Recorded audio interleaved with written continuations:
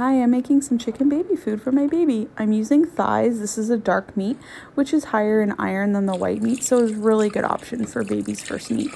I'm going to simmer this in water. You can use a low sodium stock, especially if your baby's a little bit older and has had more different foods. You're just going to let it simmer until it's cooked. Just keep an eye on it, about 20 minutes or so. You want to let it cool so that you can handle it and just rip any meat off the bone if you're using a bone-in meat. This is solidified. I let it cool too long in the fridge. See those scraps? Some of those are going to my pet rats. But then you'll have a nice bowl of shredded chicken and you're going to want to start pureeing it. Use any blender you have. You don't need a baby specific one. I like this Oster hand blender. If it's not pureeing well, add more liquid, water, or whatever you cooked it in. And then just puree it till you get the consistency you want.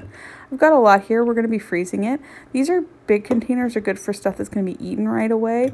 But we need to freeze this. So we're using these ice cube trays with the silicone bottoms so that the food will pop out really easy once it's frozen.